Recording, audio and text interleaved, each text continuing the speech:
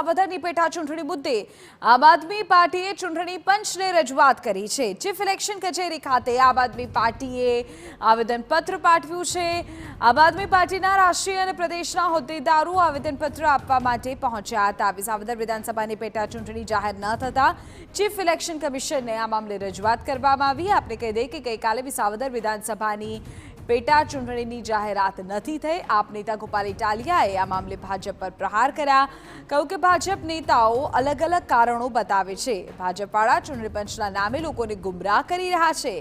ચૂંટણી પંચે વિસાવદર અંગે કોઈ કારણ આપ્યું નથી તો ભાજપ કેમ લોકોને ગુમરાહ કરે છે એવો સવાલ ઇટાલિયાએ પૂછ્યો।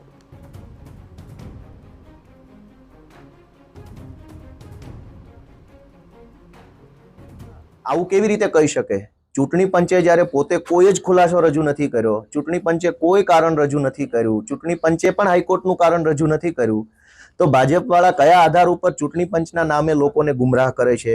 શા માટે આવી ભ્રામક વાતો ફેલાવે છે? જ્યારે ભારતના ચૂંટણી પંચે કે ગુજરાતના ચૂંટણી પંચે કોઈ કારણ રજૂ જ નથી કર્યું, કોઈ ખુલાસો નહીં, કોઈ લેટરપેડ નહીં, કોઈ પ્રેસ કોન્ફરન્સ નહીં, કશું જ નહીં, તો ભાજપના નેતાઓ કેવા આધાર ઉપર એમ કહે છે કે ચૂંટણી પંચથી ભૂલ થઈ ગઈ? તો એ રજૂઆત પણ મેં ચૂંટણી પંચને કરી છે।